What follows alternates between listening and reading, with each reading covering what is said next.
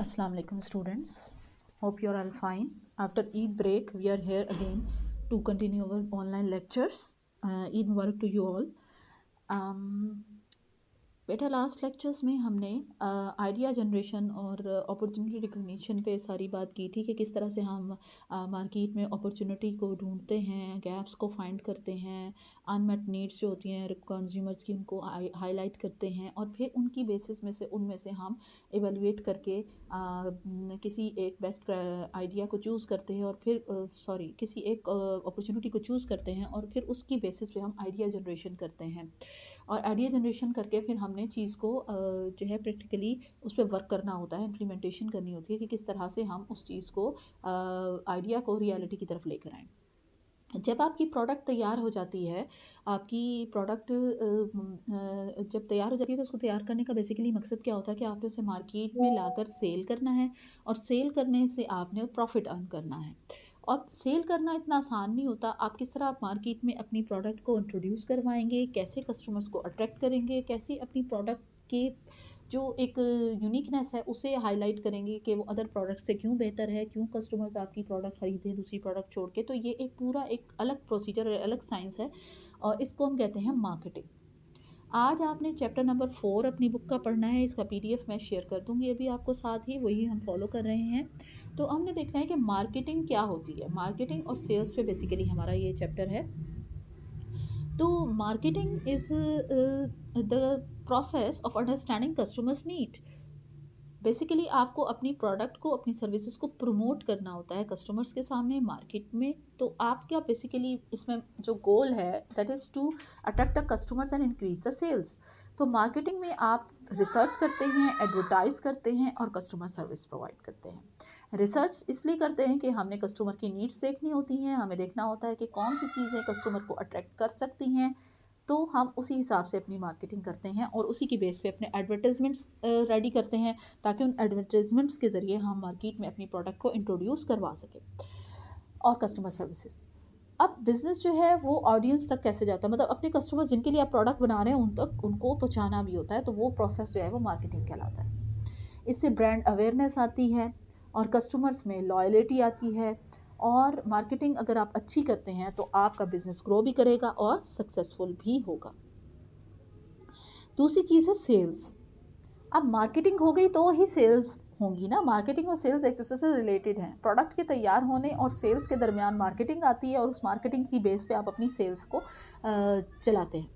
Cell क्या होती है? वो होती है कि जब कस्टमर आपकी प्रोडक्ट मनी देकर परचेज़ कर ले, उसे हम सेल कहते हैं। इसी से हमारा मकसद पूरा होता है विच इज़ प्रॉफिट मोटिव होता है जो बिज़नेस का, वो हम अर्निंग करते हैं तो हमारा प्रॉफिट अर्न होता है और इसी से बिज़नेस ग्रो होता है। आपकी सेल्स बढ़ेंगी तो आपका बिज़नेस ग्रो करेगा, आपकी सेल्स कम होगी तो आपका बिज़नेस डिक्लाइन होगा। अच्छी सेल्स जो होती हैं आपको तब होंगी जब आपको कस्टमर की रिक्वायरमेंट्स का पता हो, आप उन्हें सही प्रोडक्ट प्रोवाइड करें जो कि वो चाहते हैं और इसके अलावा आप उन्हें डिफरेंट टाइप ऑफ प्रमोशंस और डिस्काउंट डील्स दें। जैसे कि आप लोग देखते रहते हैं कि डिफरेंट चीज़ों में आती रहती हैं, इलेक्ट्रॉनिक्स में, ब्यूटी प्रोडक्ट्स में, ईच एंड एवरीथिंग जो भी हेल्थ केयर में आप देखते हैं कि डिस्काउंट्स एंड डील्स आती रहती हैं। तो सेल्स स्ट्रैटेजी अच्छी वो होती है जो कि आपका कस्टमर रिलेशनशिप जो है वो सेल्स पर्सन या प्रोड्यूसर्स के साथ स्ट्रॉन्ग बनाए। मिसाल के तौर पे क्लोथिंग स्टोर है, अगर वो by one get one free deal लगा देता है शर्ट्स पे, स्वेटर्स पे, एवरीथिंग एसेसरीज़ पे, तो कस्टमर्स जो हैं वो उन प्रमोशंस को देखेंगे, एड्स को देखेंगे, बिल बोर्ड्स को देखेंगे और पहुंचेंगे स्टोर पे और उस डिस्काउंट को अवेल करेंगे। तो store makes the sale, earns revenue and build customer loyalty. तो सेल्स और मार्केटिंग की डेफिनेशन तो हमने देख ली। अब अगली चीज़ जो है वो हमने देखनी है target market identification and segmentation. आपने, अब मार्केट तो बहुत बड़ी है, प्रोडक्ट्स बेशुमार हैं, कस्टमर्स लाखों की तादाद में है, आपने उसमें से टारगेट मार्केट को आइडेंटिफाई करना है। मतलब वो मार्केट जिसके कस्टमर्स को आपने टारगेट करना है, जिन तक आपने अपनी प्रोडक्ट पहुंचानी है जो आपने उनके लिए तैयार की है और उनको आपने अट्रैक्ट करना है। ठीक है, तो मार्केट को आइडेंटिफाई करना और उसके सेगमेंट्स बनाना, हिस्से बनाना, ठीक है, कैटेगराइज करना, ये सारी चीज़ें यहाँ पे हमने देखनी है। ज़्यादा अगर आप फ़रोख्त करना चाहते हैं तो आपको चाहिए कि डायरेक्टली आप उन लोगों को ढूंढें जिनको आपने अपनी प्रोडक्ट पहुँचानी है। इसको टारगेट मार्केटिंग आइडेंटिफिकेशन कहते हैं। और आप सही कस्टमर पर अपना फोकस रख सकते हैं और अपनी सेल्स को बढ़ा सकते हैं। इससे आपका मनी भी सेव होता है और टाइम भी सेव होता है और मार्केटिंग की कॉस्ट भी बच जाती है। आपको सिर्फ उस टारगेटेड सेगमेंट के लिए कस्टमर्स के मार्केटिंग करनी पड़ती है। सेगमेंटेशन का मतलब है कि आप ग्रुप्स बनाते हैं लोगों के, जैसे एज ग्रुप हो गए, लोकेशन के वाइज ग्रुप हो गए, उनकी पसंद नापसंद के हिसाब से ग्रुप हो गए, उनकी अफोर्डेबिलिटी के हिसाब से ग्रुप्स हो गए। तो इससे क्या होता है कि आप उन कैटेगरीज़ के मुताबिक अपनी प्रोडक्ट की क्वालिटी, क्वांटिटी एंड प्राइस रखते हैं ताकि आप उन तमाम कैटेगरीज़ में कस्टमर्स को सेटिस्फाई कर सकें। तो उससे आप एडवर्टाइजमेंट, अपनी जो एडवर्टाइजमेंट है उसको भी बेहतर बना सकते हैं और बिज़नेस जो है वो आपका ग्रो कर सकता है अगर आप अपना मैसेज अपनी टारगेटेड ऑडियंस तक पहुंचा सकें, कस्टमर्स तक पहुंचा सकें। और आपकी सेल्स जो हैं वो मार्केटिंग के ज़रिए ही बेहतर होती हैं। मार्केट आइडेंटिफिकेशन में कस्टमर और सर्विस के लिए आप जब एक कस्टमर को चुनते हैं, चूज़ करते हैं, ढूंढते हैं, तो कस्टमर की नीड्स आपको देखनी पड़ती हैं, उनके प्रेफरेंसेस देखनी पड़ती हैं, उनके बिहेवियर देखने पड़ते हैं ताकि आप अपनी मर्ज़ी की ऑडियंस या कस्टमर्स को सेलेक्ट कर सकें और इससे आपकी मार्केटिंग स्ट्रेटजीज और सेल्स पे भी असर पड़ता है। अब कैसे आप आइडेंटिफाई करेंगे एक मार्केट को? मार्केट आइडेंटिफिकेशन के लिए सबसे पहले आपने प्रोडक्ट की सर्विस को एनालाइज करना होता है, देखना होता है कि प्रोडक्ट आपकी दे क्या रही है, मतलब आप उसमें क्वालिटीज़ क्या हैं, किन की ज़रूरत को पूरी कर रही है, वो किस तरह कस्टमर्स को हेल्प कर रही है, तो इसमें डिफरेंट क्या है बाकी कंपेटिटर्स से जो कि मार्केट में आ रहे हैं और अपनी प्रोडक्ट सेल कर रहे हैं, ऑलरेडी मौजूद हैं, उनसे आप मुख्तलिफ क्या दे रहे हैं। दूसरा क्या है, रिसर्च द मार्केट। आपने एक पोटेंशियल कस्टमर्स पे डाटा कलेक्ट करना है कि एक एरिया में अगर आप अपनी मार्केट में लॉन्च कर रहे हैं प्रोडक्ट तो उसके कम से कम कितने कस्टमर्स होंगे। ठीक है, कंपटीशन देखना है आपका क्या है, दूसरे लोग कैसी प्रोडक्ट प्रोवाइड कर रहे हैं और देखना है कि कौन सी ऐसी चीज़ है जो कि कस्टमर्स को चाहिए और अवेलेबल नहीं है। फिर सेगमेंट द ऑडियंस, मतलब आपने कस्टमर्स को एज, लोकेशन और उनके इंटरेस्ट के हिसाब से, उनकी अफोर्डेबिलिटी के हिसाब से डिवाइड कर देना है, उनके बिहेवियर के हिसाब से डिवाइड कर देना है और हर ग्रुप को उनके मुताबिक ही ट्रीट करना है। फिर सेगमेंट्स को इवेल्युएट करना है, प्रॉफिटेबल कस्टमर ग्रुप कौन सा होगा, अफोर्डेबिलिटी के लिहाज से, एज के लिहाज से, इंटरेस्ट के हिसाब से। तो वो देखना है जिनको आप आसानी से टारगेट कर सकते हैं, जिनको प्रोडक्ट आप अपनी आसानी से सेल कर सकते हैं, तो वो आप लेंगे और वो आपके लंबे अरसे तक बायर भी रहें, कस्टमर्स भी रहें। फिर आपने क्या करना है कि मार्केट स्ट्रेटजीज़ को इस्तेमाल करना है और देखना है कि उनमें से कौन सी वाली स्ट्रेटजीज़ ज़्यादा बेहतर हैं, फीडबैक लेनी है और अपनी उन स्ट्रेटजीज़ को वैसे ही आपने एडजस्ट कर लेता है अकॉर्डिंग टू द फीडबैक। फिर मॉनिटरिंग एंड अडेप्टेशन होती है। आपको देखना है कि आपने जो स्ट्रेटजीज़ यूज़ की हैं अपनी टारगेट मार्केट्स को, उनसे रिस्पॉन्स क्या आया है। ठीक है, आपको देखना है कि उसमें क्या फीडबैक है, लोग कितना एंगेज हुए आपकी स्ट्रेटजीज से, आपकी प्रोडक्ट में, और देखना है कि अगर इनफेक्टिव है या लेस इफेक्टिव है तो उसे मोर इफेक्टिव बनाने के लिए आप क्या कर सकते हैं। सॉरी। अच्छा, अभी मैंने आपको बताया टारगेट आइडेंटिफिकेशन और उसके साथ ही market segmentation.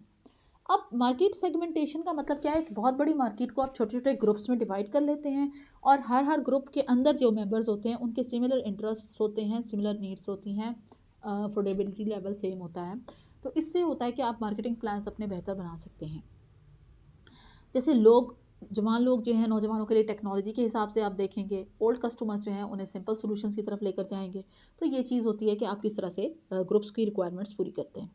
Tom common types जो हैं मार्केट सेगमेंटेशन की, पहली है डेमोग्राफिक सेगमेंटेशन, मतलब आप एज, जेंडर, इनकम, एजुकेशन या ऑक्यूपेशन की बेस पे ग्रुप्स बना लें अपने कस्टमर्स के। जैसे क्लोथिंग ब्रांड है, ट्रेंडी आउटफिट्स टीनेजर्स के लिए होंगे, फॉर्मल वेयर जो हैं वो प्रोफेशनल्स के लिए होंगे, तो वो आप कैटेगराइज कर देते हैं उसको।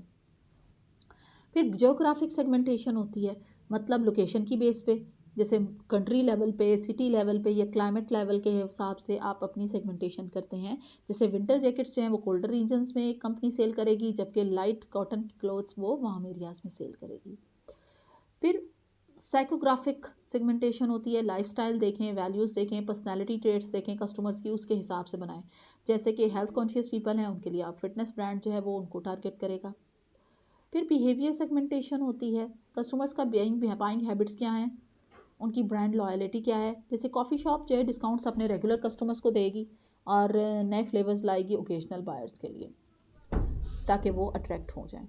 ठीक है, तो ये हो गई सेगमेंटेशन। अब सेगमेंटेशन के बाद एक अहम टॉपिक जो कि एग्जाम्स के हवाले से इम्पोर्टेंट है और आ भी जाता है, वो है 4 P's of the market. 4 P's of the market क्या हैं? 4 P's ऑफ द मार्केट हैं product, price, place and promotion. अब ये चारों P's जो हैं वो किसी भी बिज़नेस के लिए बहुत ज़्यादा इम्पॉर्टेंट होते हैं। कंपनी को अपने कस्टमर्स के हवाले से उनसे रिलेट करने के लिए, उनको सेल करने के लिए, उनको मार्केटिंग करने के लिए बहुत ज़रूरी होते हैं। पहला क्या है? Product. P is for product. अच्छा, product is what a business sells, मतलब क्या गुड है, क्या सर्विस है, क्या आइडिया है जो आप सेल कर रहे हैं, और ये कस्टमर्स की रिक्वायरमेंट को पूरा कर रहा है या नहीं। उसमें उसकी कैरेक्टरिस्टिक्स आ सकती हैं, उसकी क्वालिटी आ सकती है, उसका डिज़ाइन आ सकता है, पैकेजिंग आ सकती है, उसकी कॉस्ट आ सकती है, उसकी प्राइस आ सकती है। तो कस्टमर्स को वो किस हद तक सेटिस्फाई कर रही है, ये आपको देखना होता है प्रोडक्ट। दूसरा P है प्राइस। प्राइस, जाहिर सी बात है, जो प्रोडक्ट आप रिक्वायरमेंट के मुताबिक तैयार कर सकते हैं, आप उसकी प्राइस कैसे रखेंगे, उसके लिए क्या अमाउंट चार्ज करेंगे। ये कॉस्ट पे भी डिपेंड करती है, ज़ाहिर है आपने अपनी कॉस्ट पूरी करनी है, अपना प्रॉफिट मार्जिन रखना है। ये डिमांड पे भी डिपेंड करती है, जिन प्रोडक्ट्स की डिमांड ज़्यादा होती है उनकी प्राइस ज़्यादा होती है। और कंपैटिटर्स आपके क्या चार्ज कर रहे हैं सिमिलर प्रोडक्ट्स के लिए, ये भी इंपॉर्टेंट है, क्योंकि आपने कस्टमर्स को अट्रैक्ट करना है तो आपको फिर अकॉर्डिंगली प्राइस को उनके अकॉर्डिंग अपना सेट करना होगा। तो अगर आप डिफरेंट प्राइस मेथड्स होते हैं, जैसे आप डिस्काउंट्स देते हैं, या समटाइम्स प्राइसिंग ऐसी होती है जैसे 4999 लिख दिया तो वो 5000 नहीं लिखा, तो 5000 का फिगर आपको ज़रा बड़ा लगता है तो 4 में फिगर आ जाता है। मतलब इस तरह से चीज़ें करके कस्टमर्स को आप अट्रैक्ट कर सकते हैं। फिर है तीसरा P, प्लेस। प्लेस का मतलब है कि कस्टमर तक आपने प्रोडक्ट कैसे पहुंचानी है, किस जगह पहुंचानी है, क्या यह डायरेक्टली ऑनलाइन सेल होगी या थ्रू शॉप्स सेल होगी। तो आपको ज़रूर देखना होता है कि कहाँ आपको कस्टमर ज़्यादा मिल रहे हैं, कहाँ पे आप जो शॉप करना, आप शॉप पे आना पसंद करते हैं या ऑनलाइन सेल्स ज़्यादा हैं, तो उसके अकॉर्डिंगली आपको सेटल करना होता है। समटाइम्स आप देखते हैं ना कि कोई जो शूज़ के ब्रांड है या क्लॉथ ब्रांड ये सिर्फ ऑनलाइन सेल लगाते हैं। उसका मतलब ये होता है कि आपके अगर ऑनलाइन कस्टमर्स जो हैं वो ज़्यादा हैं तो आप उनको ज़्यादा अट्रैक्ट कर सकते हैं सेल्स के ज़रिए। फिर प्रमोशन है, चौथा P जो है वो प्रमोशन है। पहली होगी प्रोडक्ट, फिर प्राइस, फिर place and the fourth P is promotion. Promotion का मतलब है कि अब आपकी जो प्रोडक्ट है आपको किस तरह से लोगों को उसके बारे में बताएंगे, कैसे उन्हें अट्रैक्ट करेंगे, कैसे कायल करेंगे कि उनकी आपकी प्रोडक्ट को वो ख़रीदें दूसरों की प्रोडक्ट छोड़ के। इसके लिए मुख्तलिफ तरीके हैं, एडवर्टाइजमेंट्स के ज़रिए, डिस्काउंट डील्स के ज़रिए, सोशल मीडिया प्लेटफॉर्म अब बहुत बड़ा आ गया है, उसके ज़रिए आप अपनी प्रोडक्ट को प्रमोट कर सकते हैं। आपने देखा होगा जैसे सोशल मीडिया इन्फ्लुएंसर्स हैं, उनको लोग अपनी प्रोडक्ट्स बेचते हैं क्योंकि लोग उनको देखते हैं, उनकी वीडियोस देखते हैं, तो उनके ज़रिए फिर लोग अपनी प्रोडक्ट्स की प्रमोशन आजकल करवा रहे हैं और अपनी सेल्स बढ़ाते हैं। तो टारगेटेड प्रमोशंस जो होती हैं वो आपकी सेल्स को बढ़ाने में बहुत मददगार होती हैं।